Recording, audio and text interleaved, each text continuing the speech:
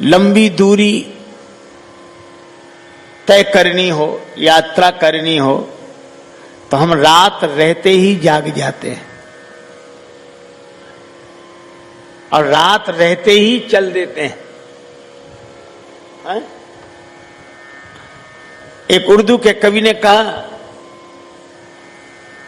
जवानी में अजल के वास्ते सामान कर गाफिल, और मुसाफिर सबसे उठते हैं जब जाना दूर होता है। जीवन के रहते रहते जाग जाएं, यह बहुत जरूरी है।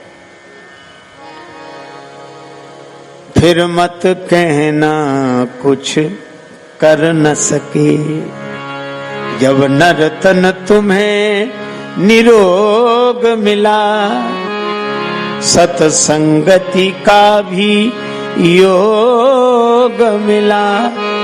फिर भी प्रभु कृपा अनुभव करके, यदि भव सागर से तर न सके, फिर मत कहना कुछ कर न सके। मौका है,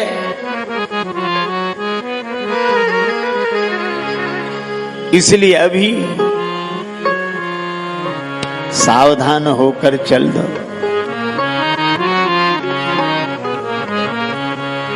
महाराज मनु चल दिए, शत्रुपा जी को साथ लिया। जो कल छूटेगा आज ही छोड़ दो।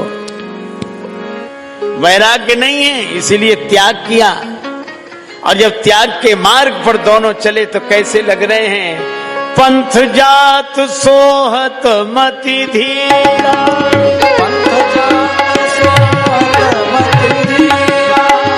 ज्ञान भगति जनु धरे शरीरा,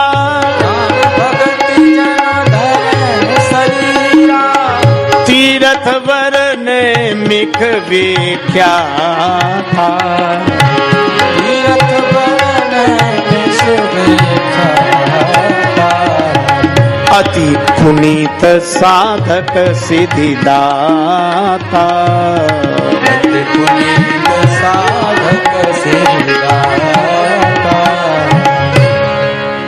नैमिषारण्य तीर्थ में आए।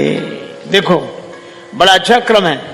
मन में अगर वैराग्य नहीं है तो कोई परवाह नहीं, वैराग्य नहीं कोई बात नहीं। वैराग्य मन की भाव दशा है, त्याग क्रिया है। हम क्रिया कर सकते हैं, भाव नहीं बना सकते हैं। हम बीज बो सकते हैं पर पौधे को पैदा नहीं कर सकते हैं।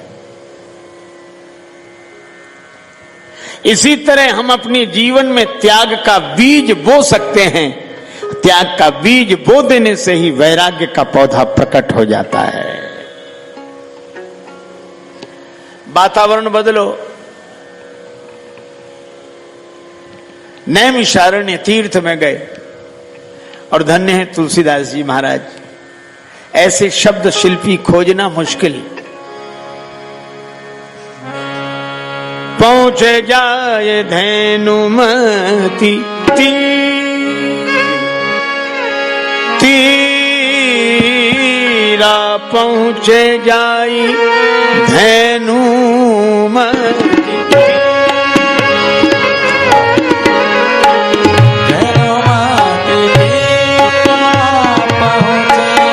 जाई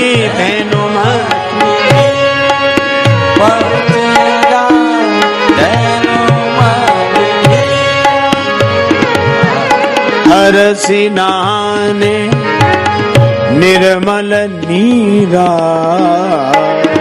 धेनुमती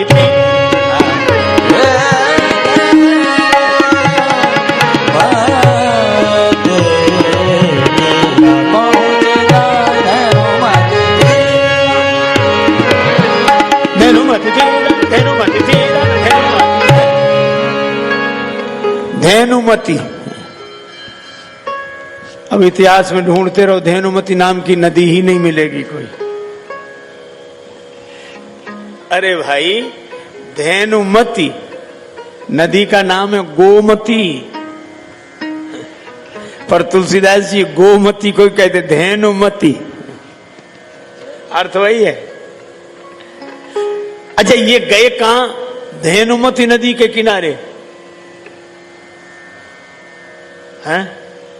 गो नाम है इंद्रियों का, गो गोचर जहां लगी, गो नाम इंद्रियों का। आपने देखा होगा हमारी इंद्रियां प्रायः मन से जुड़ी रहती हैं, है? और यही हमारे राग और आसक्ति का कारण है।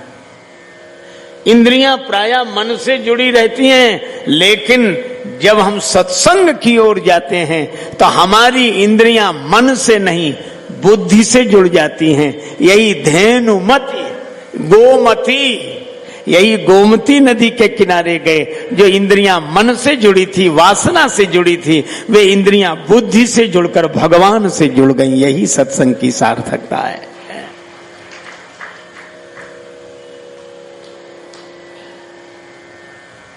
अच्छा देखो,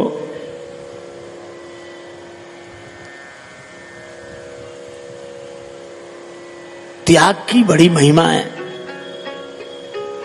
त्यागात् शांति, गीता में कहा, त्याग से गीता। ये तो गीता भवन है।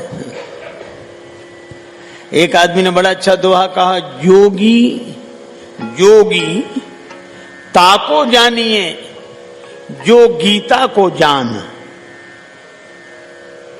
जोगी ताको जानिए जो गीता को जान, और जो गीता न जानई जोगी ताय न जान। गीता त्यागात् शांतिरनंतरम, त्याग से शांति मिलती है। और ये त्याग होना, त्याग करे कोई सूरमा जाति वर्ण कुल खोए। नहीं तो एक बूढ़ा आदमी अपने नाती को गोद में खिला रहा था, बेटा बेटा बेटा। सो बेटा वो बाबा की दाढ़ी पकड़े और वो ऐसे ऐसे करे। इतने में एक महात्मा निकले उधर से, सो नाती को खिलाते बोले, महाराज प्रणाम प्रणाम। महात्मा बोले, खुश रहो, क्या हो रहा है भगत जी, नाती को खिला रहे हो? हाँ महाराज, नाती को। ठीक है ठीक है, महाराज को जो उपदेश करो। महात्मा बोले, उपदेश लेना है तो नाती सबसे बढ़िया उपदेश कर रहा है। क्या? बोले, नाती बार बार कह रहा बाबा बाबा बाबा बाबा कह रहा है। हाँ, कहीं शुद्ध तोतली बोली पर कुछ तो मन में शर्माओ, नाती कहन लगे बाबा अब तो बाबा हो जाओ। नाती कहन लगे बाबा अब तो बाबा हो जाओ। लेकिन वो भी आदमी बड़ा अद्भुत था। बोले, महाराज हम रोज बाबा होने की सोचते हैं, भगवान का भजन करने की सोचते हैं, और जब नाती बाबा बाबा कहता है तब तो लगता है कि भगवान का भजन ही करें, बाबा हो ही जाएं। फिर क्यों नहीं होते? महाराज बड़ी समस्या है। क्या? जब नाती गोद में आता बेटे का बेटा तो कहता बाबा बाबा बाबा, और थोड़ी देर में बेटी का बेटा आ जाता है गोद में, वो कहता ना ना ना ना ना ना ना। बोलो, हम कैसा कैसा गणित बिठाए हैं। एक आदमी रोता हुआ एक महात्मा के पास गया, महाराज क्या हुआ? बेटे ने गाली दी, पहले देता था तो क्या हुआ? मार दिया, डंडे से मारा, पहले मारा था तो आज क्यों? आज उसने पन ही मारी, जूता पन ही मारी। महात्मा बोले, फिर कौन से सुख के लिए पड़े हो? चलो हमारे साथ चलो, भगवान का भजन करना, मस्ती से रहना। बोला, आंसू पहुंच, बोला हम भी जाएंगे जाएंगे, घर छोड़कर जाएंगे, पर रामायण के ढंग से जाएंगे। महात्मा बोले, रामायण का कौन सा ढंग बचा है? पूछा, कौन सा ढंग? बोले, रामायण में लिखा है चौथी पन ही जाए नृप कानन। अभी तो बेटे ने एक ही पन ही मारी, अब चौथी पन ही मारेगा। क्या क्या गणित बिठा रहे, चौथी पन ही मारे तब जाए। अच्छा, भगवान भी बराबर सावधान करते हैं। चली जा रही है उम्र धीरे धीरे चली जा रही है, उम्र धीरे धीरे, सुबह शाम और दोपहर धीरे धीरे, सुबह शाम और दोपहर धीरे धीरे, सुबह सुबह सुबह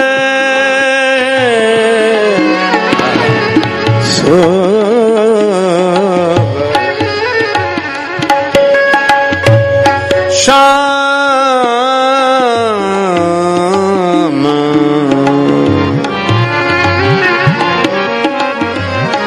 दोपहर धीरे,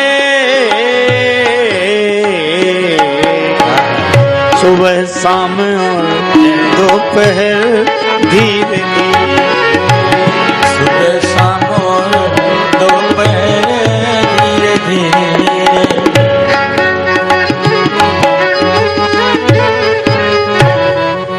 अच्छा देखो, भगवान ने एक नोटिस भेजा, बाल सफेद किए। भगवान ने नोटिस भेजा कि सावधान हो जाओ, भजन करो। आदमी बड़ा अद्भुत है, वो नोटिस नकारता ही जाता है। भगवान ने सफेद बाल किए, उसने काले करा लिए। भगवान ने कहा कि दांत नहीं, दांत गिर गए, बोले गिरा दो, हम दूसरे लगवा लेंगे। क्यों? आया नोटिस,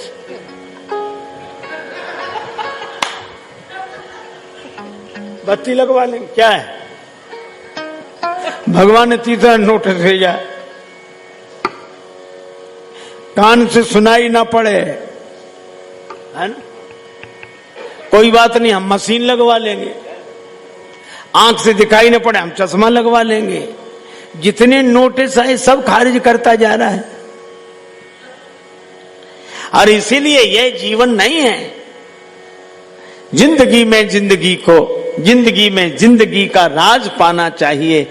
जिंदगी में जिंदगी को मुस्कुराना चाहिए। और जिंदगी में जिंदगी की शर्त अगर पूरी न हो तो जिंदगी को जिंदगी से रूठ जाना चाहिए। बीमारी है पर उपचार भी है। महाराज मनु शत्रुपा जी के संग गए, गोमती जी का स्नान किया।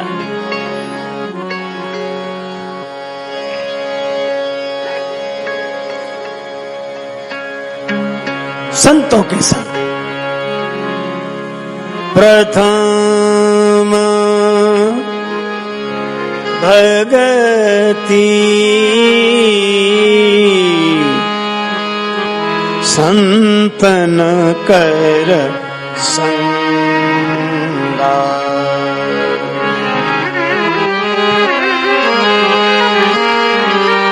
पहले गोमती जी में स्नान, तब सत्संग। जिसकी इंद्रियां बुद्धि के साथ लगती हैं वही बुद्धिमानों और सुजान संतों का संग करता है। अब संत जिस रंग में रंगे ये भी रंग गए। संतन के संग लाग रे तेरी बिगड़ी बनेगी। संतन के संग लाग रे तेरी बिगड़ी बनेगी।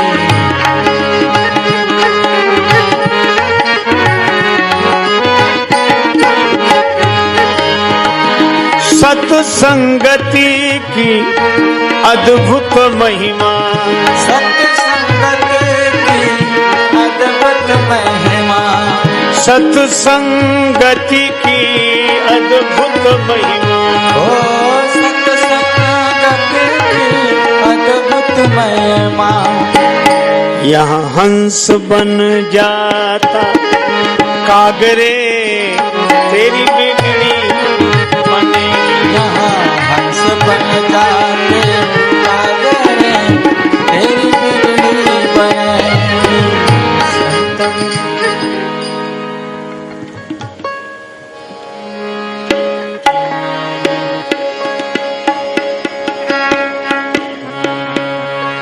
आपको एक कथा सुनाऊं। एक महात्मा नित्य भिक्षा के लिए जाते। सब लोग अपना सौभाग्य मानते हैं संत को भिक्षा देकर, पर एक बुढ़िया गालियां देती और कुछ नहीं देती। और संत भी बड़े अद्भुत, उसके यहां रोज जाते। कोई कहता बाबा वो तो गाली देती, काहे को जाते? बोले जो कोई नहीं देता सो वो देती। बुढ़िया खींची हुई थी, उसके घर बेटे का विवाह तो हो गया था, पर पौत्र का जन्म नहीं हुआ था। हमेशा की भांति एक दिन महात्मा गए, कपड़े का पोता बनाकर पुताई का काम कर रही थी। तब तक महात्मा ने कहा भवति भिक्षाम देहि। बड़ी नाराज हुई, फिर आ गया तो कपड़े का पोता जिससे पोताई कर रही थी वो फेंक कर मारा, महात्मा की छाती में लगा। अब घबरा गई कि गलती तो कर बैठी। और महात्मा ने क्या किया, जैसे ही छाती में वो वस्त्र लगा, नीचे गिरा, महात्मा ने पोता ही हाथ में उठा लिया। बोले चल मैया तूने आज दिया तो कुछ, लेकिन हम भी बिना दिए नहीं जाएंगे।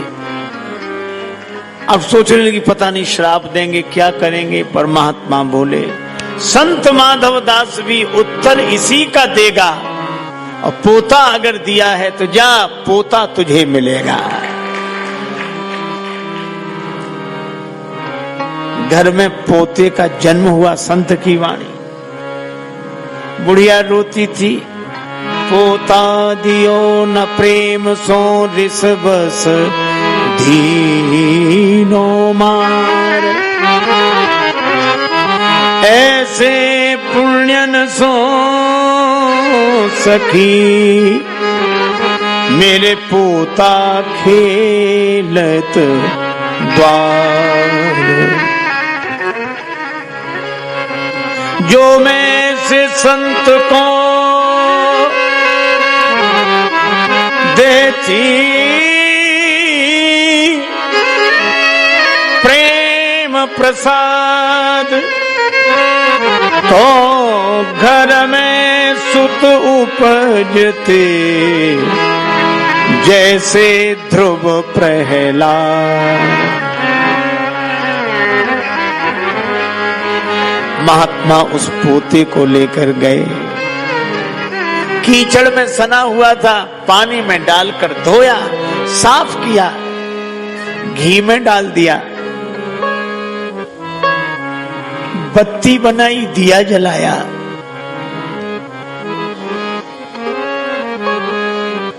पोता कह रहा था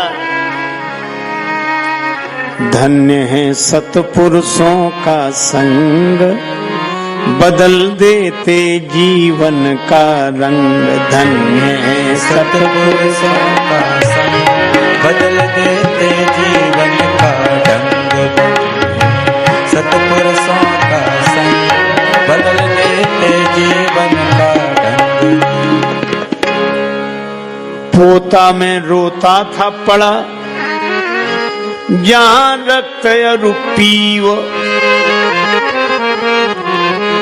और चौके में फेरा जाता, मरते थे लाखों जीव।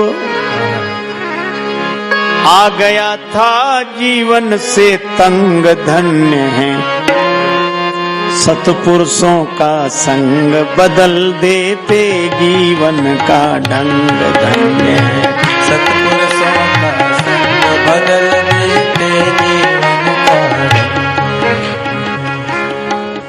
जल में डाल के साफ किया, फिर दीना घृत में डार। इसी तरह हरि मंदिर पहुंचा, देखा ठाकुर द्वार। बन गया पूजा का अर्धंग, धन्य है सतपुरुषों का संग। बन गया पूजा का अर्धंग, धन्य है सतपुरुषों का संग। धन्य है सतपुरुषों का संग, बदल देते जीवन का रंग। धन्य है पानी के दिया जलाया गया। अब झूला करूं आरती ऊपर गरुड़ करें गुणगाथ, और देते हैं मेरे प्रकाश में दर्शन दीनानाथ। अस्सी से अंधे और अपंग धन्य हैं सतपुरुषों का संग, बदल देते जीवन का रंग धन्य है सतपुरुषों का संग, बदल देते जीवन का रंग। सतपुरुषों का संग बदल देते जीवन का रंग। कबीरा यह मन मलिन धोए न छूटे रंग, के छूटे हरि नाम सो के संतन के संग।